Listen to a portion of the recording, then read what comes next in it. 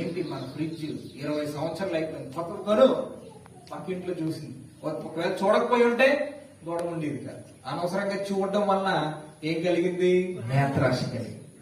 కోటకొమ్ము అటువైపు వెళ్తూ ఉంటారు, మనం అప్పుడప్పుడు అటువైపు చూస్తూ ఉంటారు. ఏంటి అక్కడ ఏం కనిపిస్తాయి?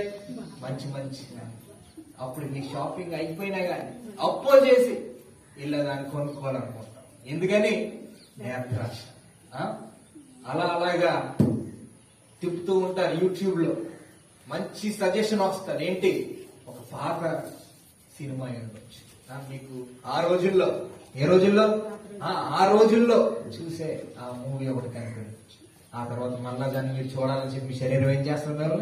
ప్రేరేపిస్తారు. నేత్రాశ ఏంటది? ఒకే ఒక్క లక్ష్యం చెప్తున్నారు వినండి. యేసు ప్రభువుని వెంబడించేవాడంట ఎప్పుడు ఇస్తాడంట. ఏం చేస్తాడంట? ఇస్తాడంట. గివ్ అనండి, గివ్ అనండి, గివ్ ఇస్తాడంట. యేసు ప్రభుకి వ్యతిరేకంగా పాపం చేసేవాడు ఎప్పుడు కూడా ఆశిస్తాడు. ఏం చేస్తాడంట? ఆశిస్తాడు. పాపం ఎప్పుడు కావాలి అని కోరుతాడు. ఏం చేస్తాడంట? పాపం ఎప్పుడు కావాలి అని కోరుతాడంట. దేవుని యొక్క భయం ఎప్పుడు కూడా ఇస్తాడు, ఇవ్వాలి అని ప్రేరేపిస్తాడు. ఆమె ఒకే ఒక్క లక్షణం దేవుని బిడ్డకి, భక్తిహీనుడికి, దేవుని బిడ్డకి, నాశనం అయిపోతాం బ్రతుకులో ఉన్నవాడు, దేవుని బిడ్డకి, పాపాత్ముడికి ఒకే ఒక్క లక్షణం, ఒకే ఒక్క వ్యత్యాసం ఏంటంటే దేవుని బిడ్డ ఎప్పుడు కూడా ఇస్తాడంట. కానీ పాపాత్ముడు ఎప్పుడు కూడా ఏం కావాలంట? ఏమంటాడంట? కావాలంట. ఏమంటాడు? కావాలి. శరీరానికి కావాలి, నేత్రాలు కనిపించినవి కావాలి, ప్రతి విషయం ఆశిస్తూ ఉంటాడు.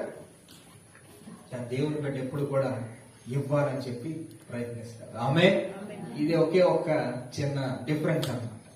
ఎంతమంది నిజంగా ఇవ్వాలని ఆశిస్తున్నారు, కావాలని ఆశిస్తున్నారు అన్నమాట ఎక్కువ మంది.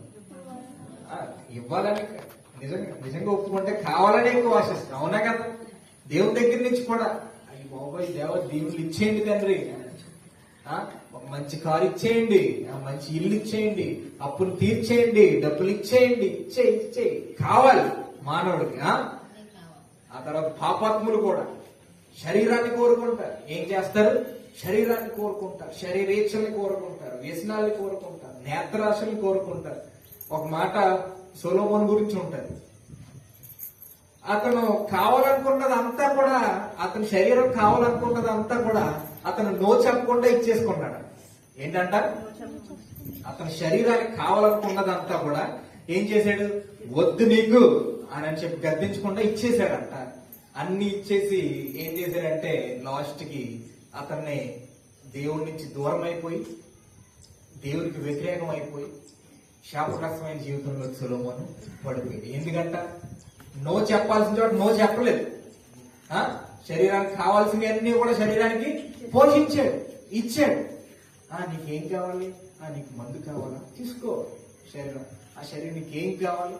మంచిగా సుఖంగా నువ్వు పడుకోవాలా? నీకేం కావాలి? మంచి పరుపు కావాలి? అప్పు చేయాలన్నా కూడా బద్ధకంగా పడుకుంది, ఏమన్నా చేద్దాం. శరీరాశ. ఆ తర్వాత నీకేం కావాలి? ఏంటి? ఆమెతో పాపం చేయాలా? సరే వెళ్ళు, వెనకాల వెళ్ళి పాపం చేయించాడు.